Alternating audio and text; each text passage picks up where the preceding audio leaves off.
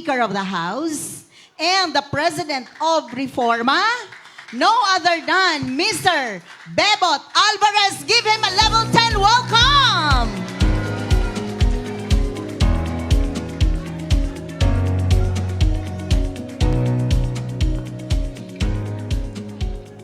Magandang hapon, bayan! Magandang hapon po sa ating lahat na nandito ngayon. Mga kasama, unang-una, gusto ko lang pasalamatan ang tao nang dahil sa kanya ay nandito tayo lahat ngayon.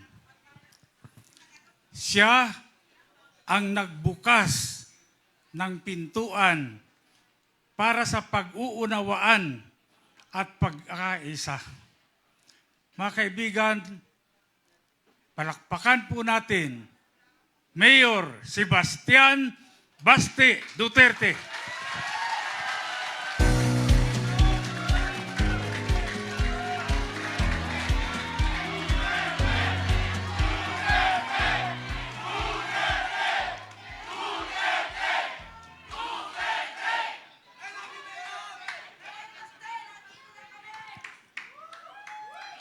Bago po tayo magkaisa, kinakailangan talaga magkaunawaan muna tayo.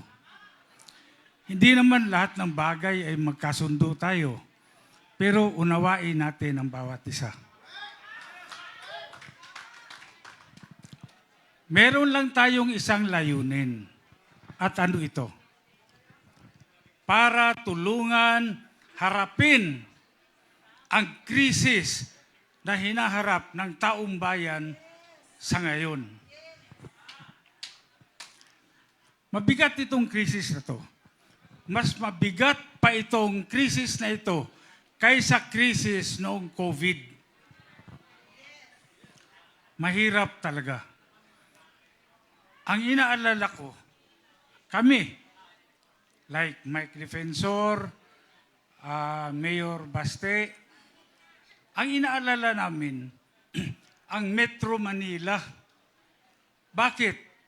Ang Metro Manila, ang unang tatamaan ng matindi ng krisis na ito. Kung iisipin natin, Metro Manila is highly dependent sa mga probinsya sa supply ng pagkain. Ngayon, kung wala ng transportasyon dahil mahal ang diesel at fuel, paano makakarating ang pagkain dito sa Metro Manila? Gutom ang tao. Ngayon, kapag kagutom ang tao, kahit marami kang pera, hindi po pwede. Magkakaroon ng riot dito, riot doon, chaos dito, chaos doon. Magulo yun. There will be violence. Ayaw natin mangyari yan. Kami sa Mindanao, hindi naman kami masyadong tatamaan siguro dahil self-reliant ang Mindanao. May pagkain, kumpleto. Pero ang inaalala namin, yung Metro Manila. Dahil marami din ang mga taga Mindanao, kapatid natin na nasa Metro Manila ngayon dahil nandito nga lahat ng oportunidad sa Metro Manila. Kaya nagsapalaran sila dito. So, kinakailangan talaga magsama-sama tayo, magkaisa tayo para harapin ang problemang ito. Kagaya nga ng sinabi ni Mike Defensor, mabuhay ang sambayanan. Mabuhay ang mga Pilipino. Mabuhay ang mga Pilipinas. Nayawa na. Pati ako nahawa na sa mga Pilipinas na to.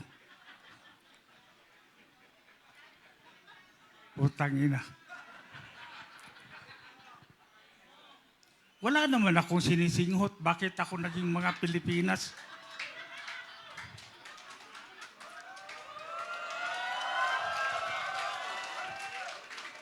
Yan si Mike.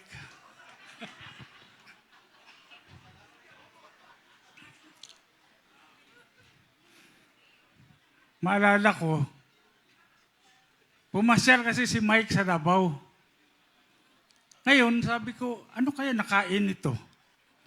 Dahil matagal kami hindi nakita ni Mike. Ang huling pagkikita namin ni Mike, noong nagsama kami para pababain yung dating Pangulo, si Joseph Estrada. Doon kami nagsama. Ngayon, sabi ko, ano na naman kayo iniisip nitong Mike Defensor na to? So, nandun sa Davao. Pinaliwanag niya sa akin kung ano. Kaya, nagkasundo naman kami, ako, si Mike Defensor, at si Mayor Basti. Kaya, yun ang dahilan kung bakit nandito tayo ngayon. Kaya isang palakpak o isang bagsak para kay Mike Defensor.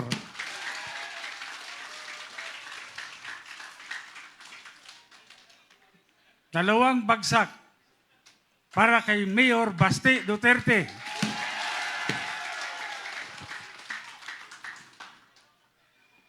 Maraming salamat sa inyo at sana patuloy na magsama-sama tayo.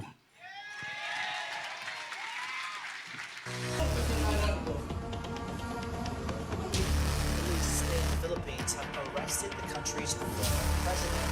The International Criminal Court is Government accused says former President Rodrigo Duterte is under police custody after the International Criminal Court issued an arrest warrant. President Rodrigo Duterte has been arrested on the order of the International Criminal Court.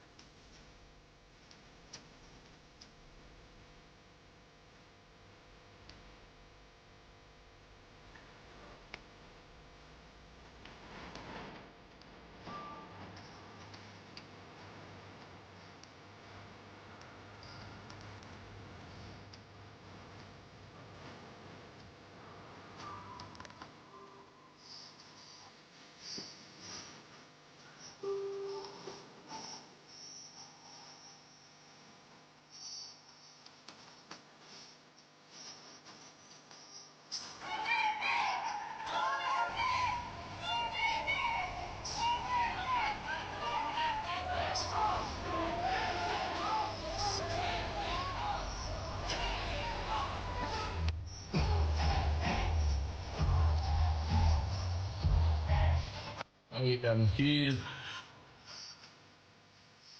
because I love my country.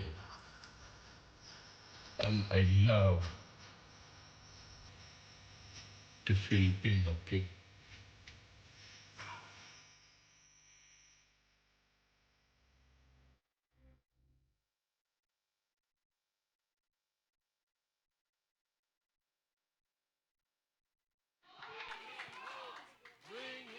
Louder!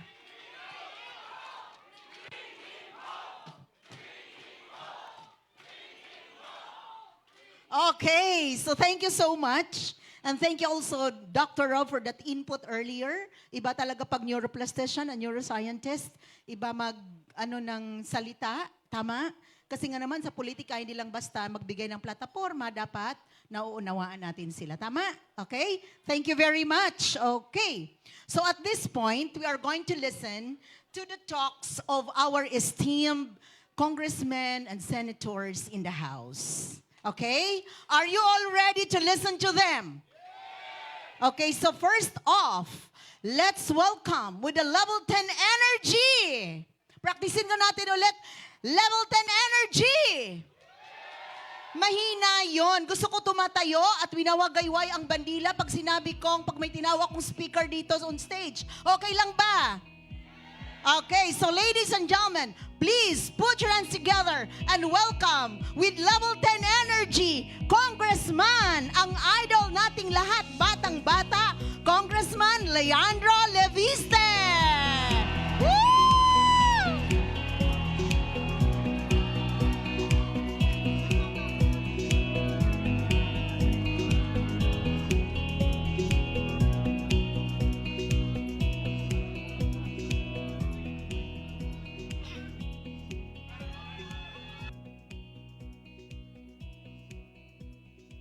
Former Speaker Bebot Alvarez, Congressman Paulo Marcoleta, Attorney Vic Rodriguez, Attorney Jimmy Bondoc, Secretary Al Cusi, Attorney Topacio, sa lahat ng mga ibang mga bisita ngayon. Ako po ay narito para din mag-imbita sa inyong lahat para sa ating mga pagtitipon sa Liwasang Bonifacio. Ito po ay ang limang araw na ng mga pagtitipon sa Liwasang Bonifacio ng mga magsasaka, mangingisda, driver at mga ibang mga manggagawa na kumakatawan sa mga milyon-milyon mga Pilipino na nagdurusa ngayon dahil sa mataas na presyo ng langis.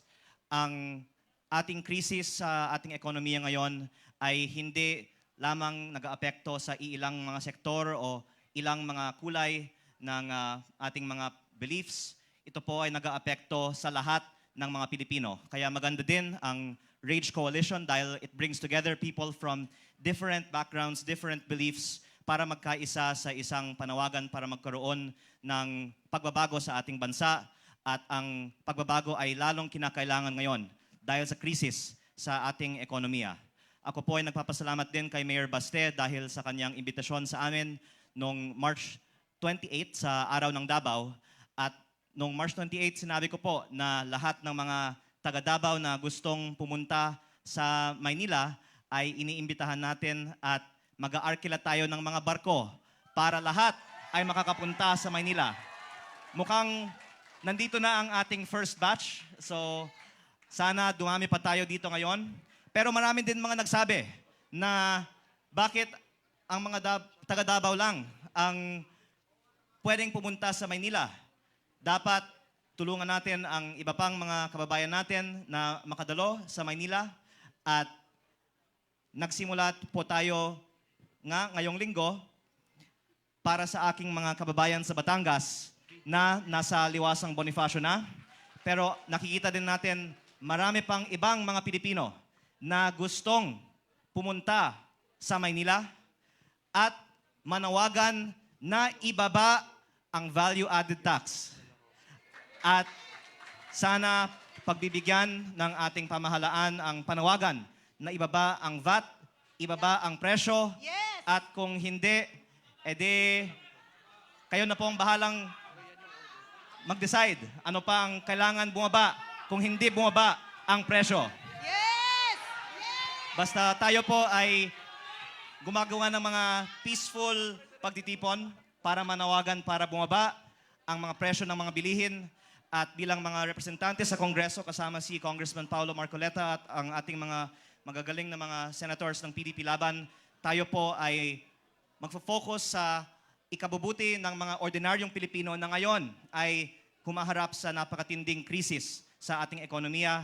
Kaya sana tulungan din nating iparating ang kanilang mga damdamin sa ating nasyonal na pamahalaan na kailangan gumawa ng mga mas seryosong aksyon para pababain ang presyo ng langis. Maraming salamat po sa inyong lahat.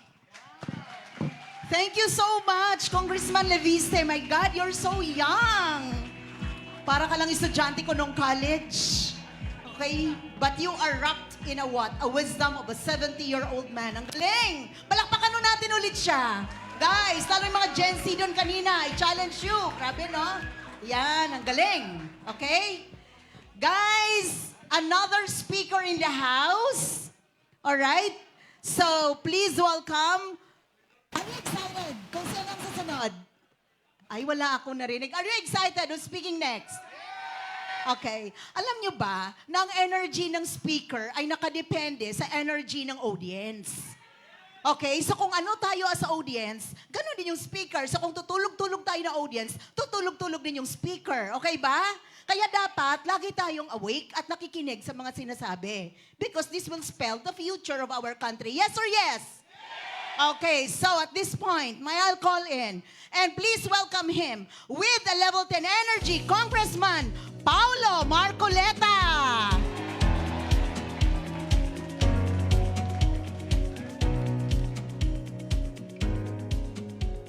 Isang mapagpalang hapon po sa ating lahat. Kumusta po kayo? Tulad po ng ipinapanawagan ni Congressman Libiste, pwede po tayong pumunta sa Liwasan mamaya. Kahapon po, nandun kami. At tawag po kayo mag-alala sa init. Pina-aircon po ni Congressman ng Liwasan. Kung namomroblema kayo sa pagkain, walang problema sa pagkain. Tubig, meron rin tayong tutulugan doon. Meron tayong patent si Congressman Libiste. Kailan lang doon, warm bodies. Ano, maasahan ko bang inyong commitment? Oo, grabe naman. Umeport na nga si Kong Libiste. Bigyan naman natin ng suporta. Ito naman mapayapang pagkikilos lang naman para iparating sa administrasyon ng ating hinaing na hindi na natin makaya itong parusang ginagawa nila sa patuluyang pagtaas ng presyo ng petrolyo. Ayan, nag-announce na si Energy Secretary Sharon Garin. Meron na daw 20 pesos rollback sa diesel. Happy na ba kayo doon?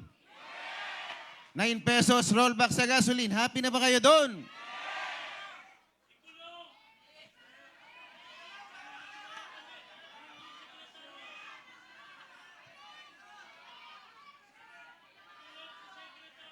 Doon nyo isigaw yan sa Liwasan para makarating sa Malacanang ang inyong hinaing.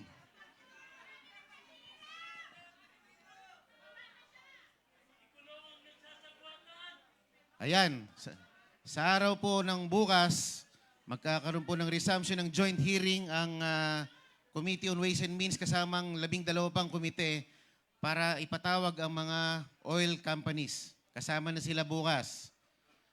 Para alamin kung meron ba talagang sabwatan, kung meron ba talagang collusion between oil companies dito sa parang coordinated price increase nila. So malalaman po natin. Ano yun? Ha? Anong meron? Ano daw? Meron. Oh, yung mga nasa Liwasan daw, pupunta ng batasan bukas. Gusto nyo ba yun? Ipadama natin sa kanila ang ating galit, ang ating puot sa kanilang pinaggagawa.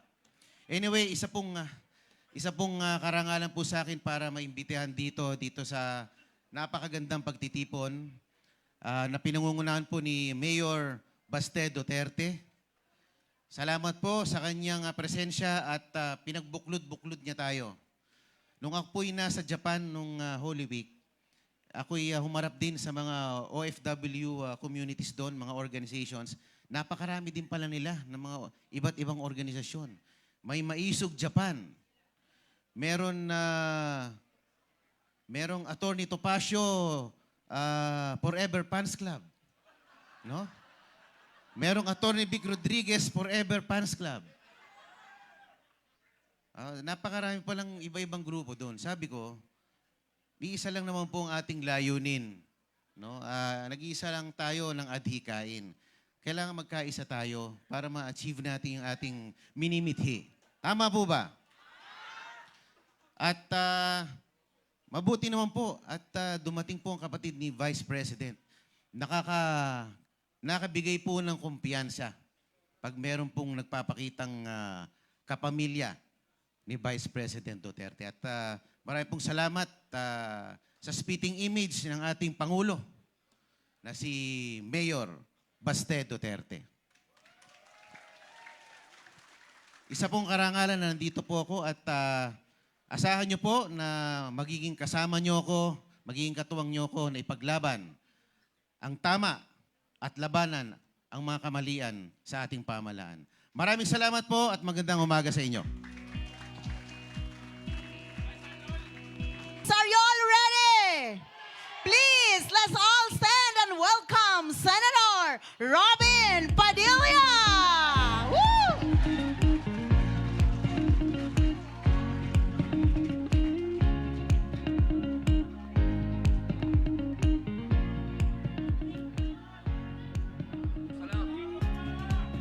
Allahu Akbar!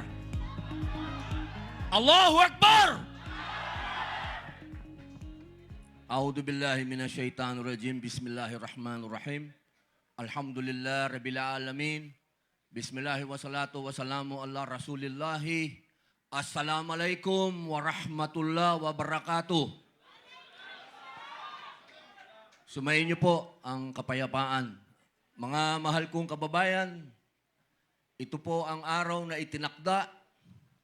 Walang iba kundi ang aking kapatid, ang aking pinagmamalaki, ang aking sinasaluduhan, ang bagong Pangulo ng Partido Demokratiko ng Pilipinas, laban si Bastian Duterte! Duterte! Duterte! Duterte! Duterte! Napakasarap pong isigaw ang Duterte. Sapagkat alam po nating lahat, batid nating lahat, naramdaman nating lahat ang pagbabagong dinala ni Tatay Digong. Hindi po tayo nandito para makipagbulahan. Hindi po tayo nandito para sumipsip. Tayo po'y nandito para makiisa sa pagbabagong naantala.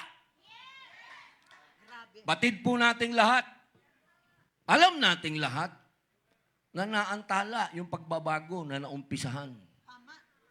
Ngayon, nakikita po ninyo, lahat ng sinabi ni Pangulong Rodrigo Roa Duterte, lalong-lalo na yung gera sa Middle East, nangyayari na ngayon.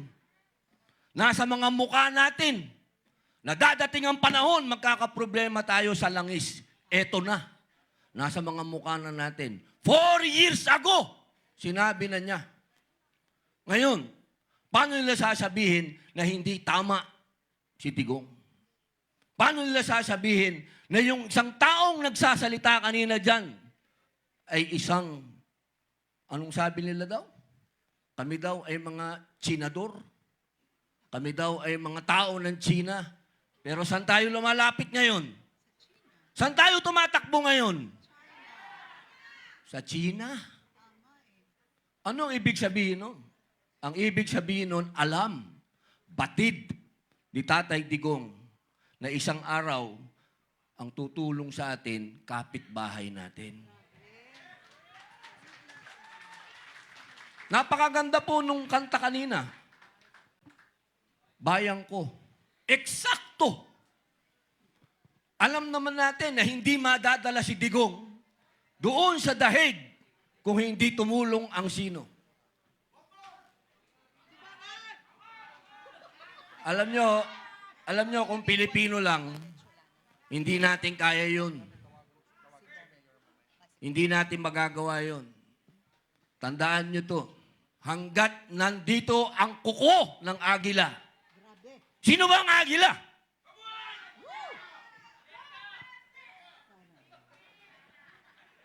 Talagang masyadong maraming nainom na kape to.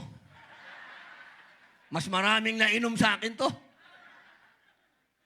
Ang ibig ko pong sabihin, mga mahal kong kababayan, kung sino po yung tunay na Pilipino talaga dito, si Digong. Tandaan po natin yon. Kung sino yung parang si Lapu-Lapu na tumindig, kalaban ang mga dayuhan, si Digong yun. Huwag nating kalimutan yon. Kaya sa nadala sa dahig. Dahil siya, sa panahon ngayon, ang bayani, tandaan ninyo. Bayani yan. Dahil maikukumpara nyo yan sa mga una nating bayani, sila Sakay, sa lola ko, kay Gabriela Silang, kila Jose Rizal, ang nakalaban, dayuhan. Kaya itong ginagawa natin, tandaan ninyo, ang binabangga natin dito, kapangyarihan ng dayuhan. Ang itinatayo natin dito, yung pagka-Pilipino natin, tatandaan nyo yan. Dahil tayo, kailanman, hindi tayo magpapasakop sa dayuhan. At kailangan si Tatay Digong ay umuwi na. Bring him home!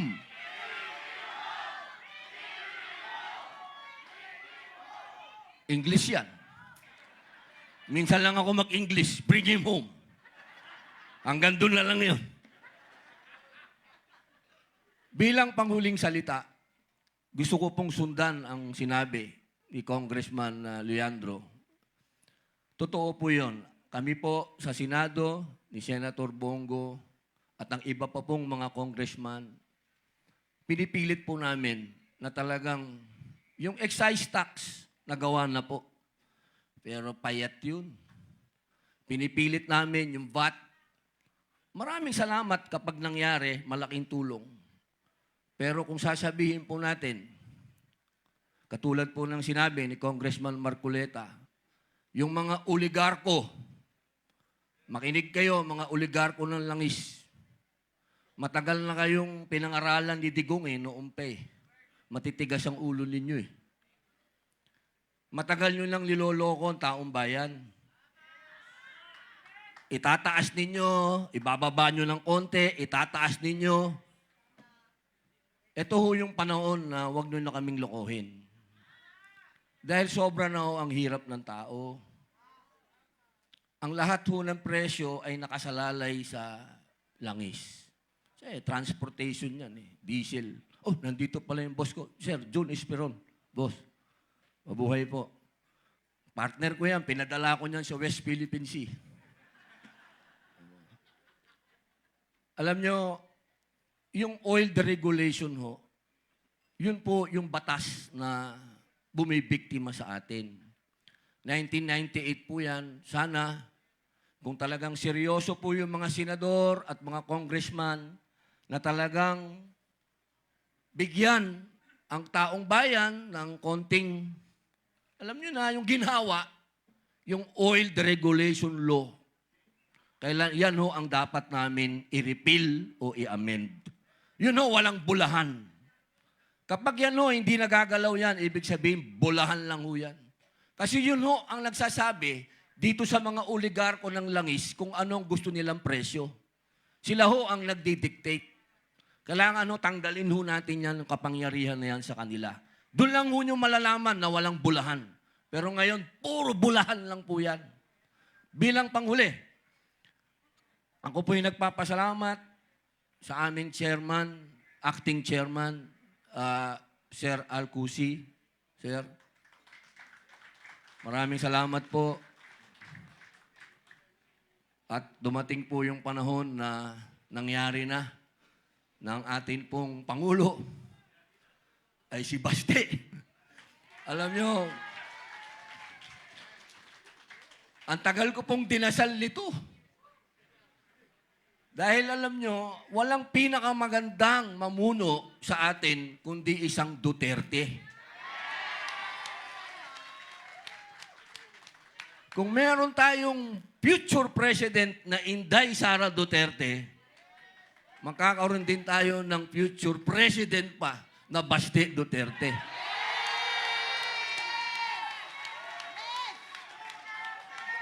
Duterte! Duterte! Duterte! O, di ba ang sarap isigaw niyan? Para kang naka 5 kilong kape. Congressman Alvarez, opo. Attorney Topacio, opo. Nabanggit ko na po si Congressman Marcoleta, boss. Siyempre po, si Attorney Vic Rodriguez, sir. Mike Defensor, boss. Opo, Kuya Ipe Salvador. Yan ho, ang pinaka-loyal na kaibigan ni Digong, siyempre. At siyempre po, Attorney Lambino. At binabati ko din po, siyempre, yung idol naming lahat, Senator Bongo. Senator.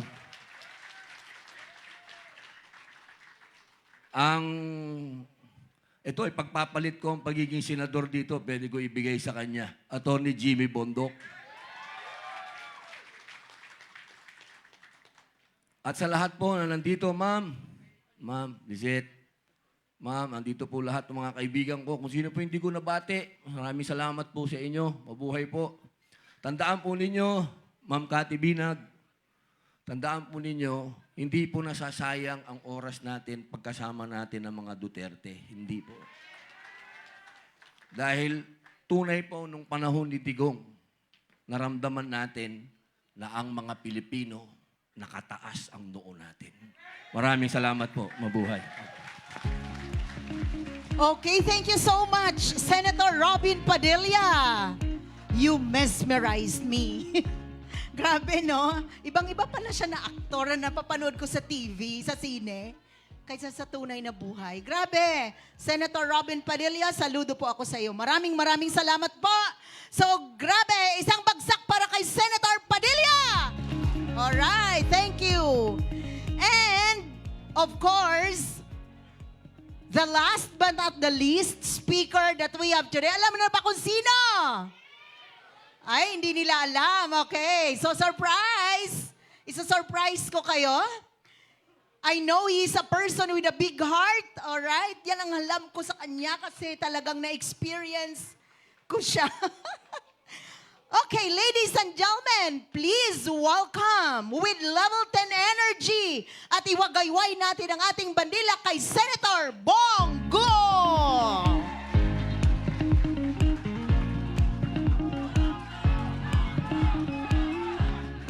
Magandang hapon po sa inyo lahat. Unang-una, binabati ko po ang ating bagong presidente po ng PDP Laban, ang ating minamahal na mayor at ang anak ng aking boss na si Mayor Baste Duterte. Palakpakan po natin. Congratulations. Mga kasamahan ko sa Senado, Senator Robin Padilla, sir. Ang ating mga kasamahan po sa Rage Coalition headed by the Reform Party, Secretary Mike Defensor. Palakpakan po natin, sir. Speaker Bebot Alvarez from Reforma Party. Palakpakan po natin. Attorney Topacio. Palakpakan po natin. Chairman po, Acting Chairman ng PDP Laban, Secretary Alcusi. Palakpakan po natin. Congressman Lian Liviste, ang anak po ng kasamahan ko sa Senado. At kasamahan ko rin po sa Duterte 10, Attorney Jimmy Bondok. Palakpakan po natin. Kasamahan ko rin po sa Duterte 10, Attorney Vic Rodriguez. Palakpakan po natin. Ipe Salvador, Attorney J.V. Hinlo, Congressman Paulo Marcoleta, palakpakan po natin. And of course, Senator Rodante Marcoleta, palakpakan po natin. Secretary Raul Lambino, palakpakan po natin.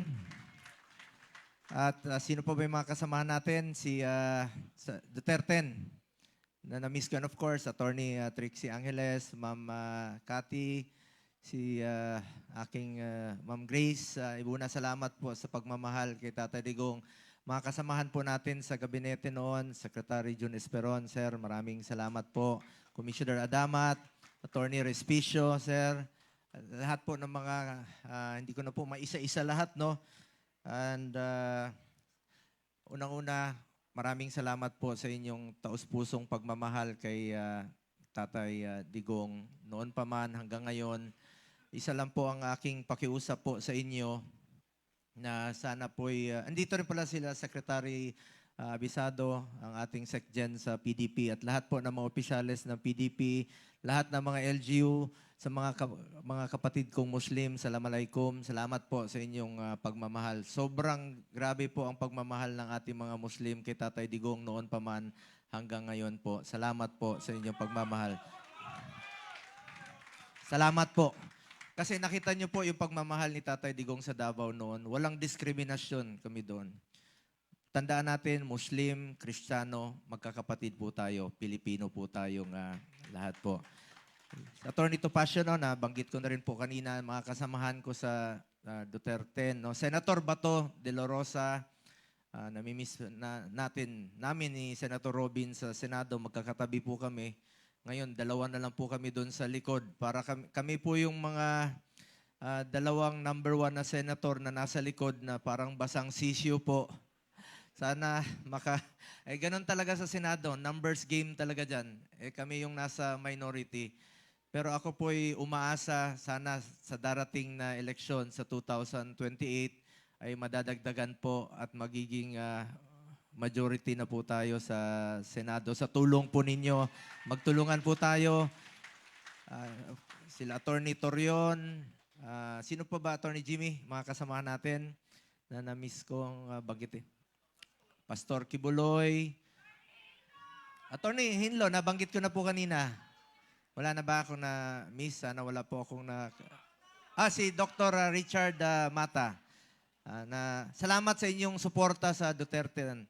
Unang-una, nais ko pong batiin at pasalamatan ang lahat ng bumubuo ng Reform Alliance for Good Governance and Accountability o RAGE Coalition.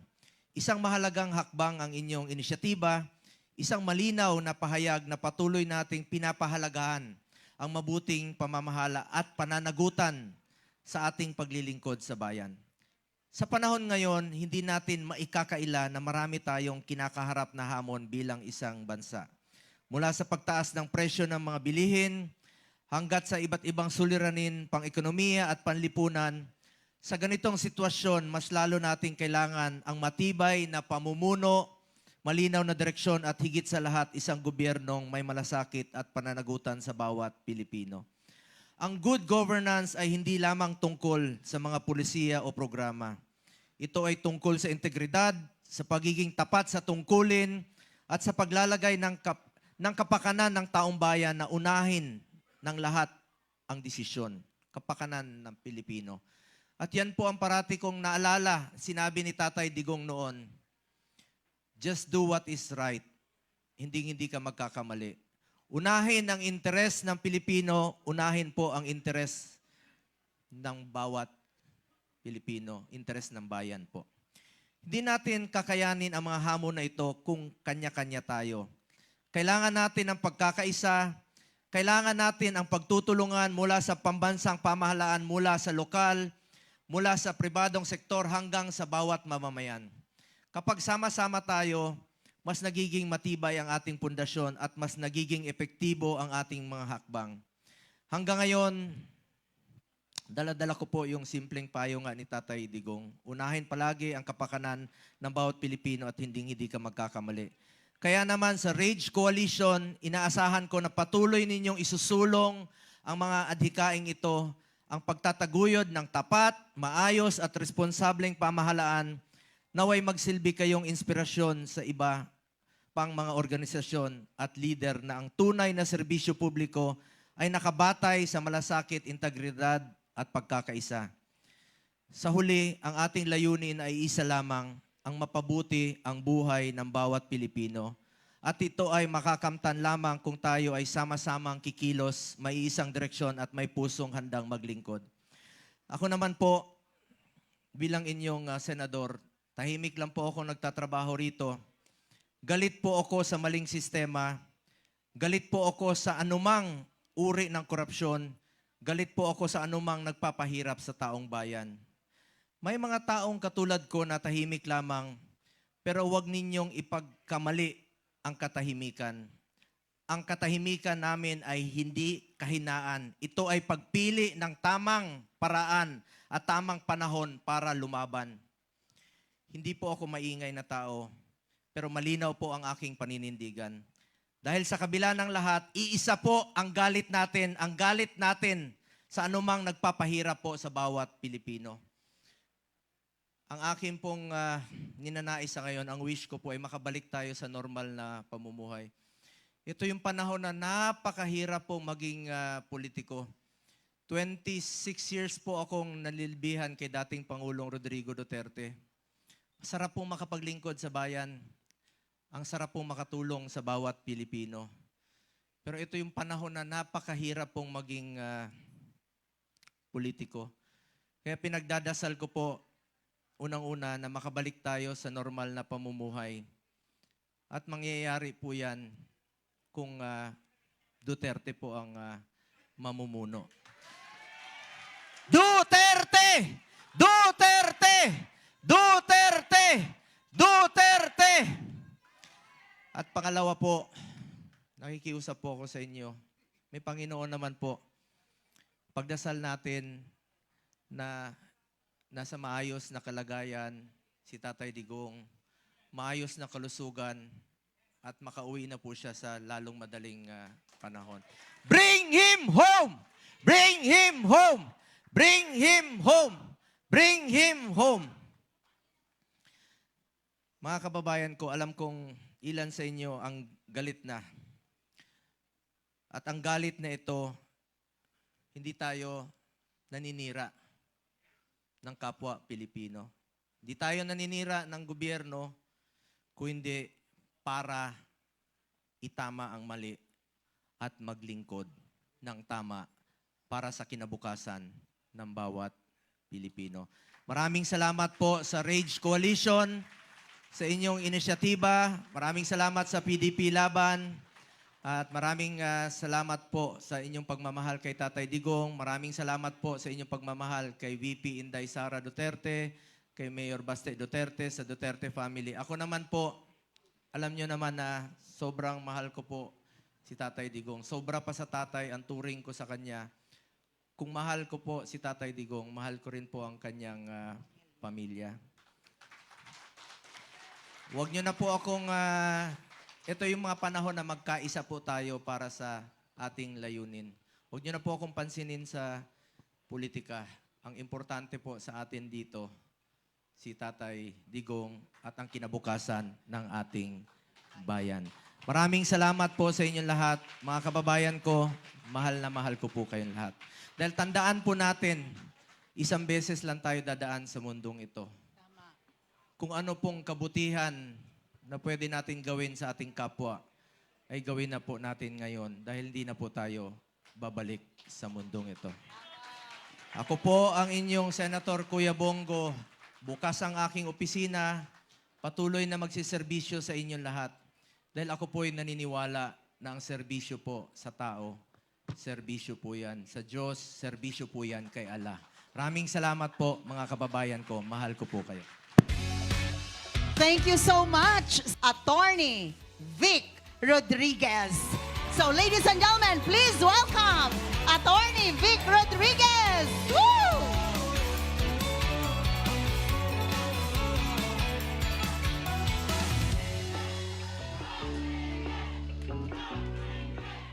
Maraming salamat.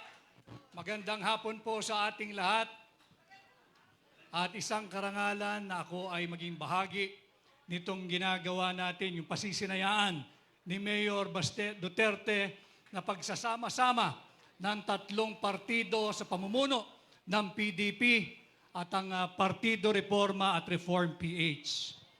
Ako rin ho ay kaisa sa panawagan na suspindihin muna pansamantala ang VAT sa produktong petrolyo. Nakakatuwang marinig si Senador Robin Padilla na kanilang tinatrabaho, pinupukpok sa Senado na masuspindi pansamantala ang VAT sa produktong petrolyo. wag ho nating tatanggapin yung paliwanag ng Marcos Jr. Administration na 320 billion pesos ang mawawala pag sinuspindi ang VAT sa produktong petrolyo. Mas malaki ang kanilang ninanakaw. Bakit pag mali-maletang pera ang ipinamimigay, bakit pag kurakot at korupsyon pwede, pero pag konting luwag at kaginhawaan sa ordinaryong Pilipino, pinag-iisipan pa? Maiksi lamang ho. Kung gusto, may paraan. Kung ayaw, maraming dahilan. Ang patunay ho niyan, nung panahon ni Presidente Rodrigo Roa Duterte, nagkaroon po tayo ng Metro Manila-wide lockdown March 15, 2020. March 17, 2020, Luzon-wide lockdown. March 24, pasado na yung Bayanihan 1 na nagbibigay ng ayuda sa mga naapektuhang Pilipino.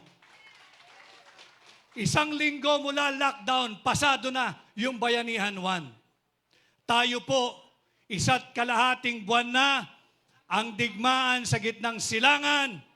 Bongbong Marcos, absent pa rin! Kanya ito pong binubuong koalisyon, ang Rage Coalition, nagmumula po ito sa outrage ng bawat Pilipino. At sa pamumuno ni Mayor Baste Duterte, sir, maraming salamat. Pagsamasamahan po natin ito, kung ano man po ang ating mga grupo, sama-sama po tayong labanan ang malawakan, laganap at talamak na kurakot at korupsyon sa ilalim ni Bongbong Marcos. Magandang hapon po, maraming salamat at kaisa ninyo ang hakbang ng maisog. Thank you so much, Attorney Vic. That's very emphatic. Maraming salamat. At this point in time, we also would like to acknowledge the presence of Attorney J.V. Hinlo.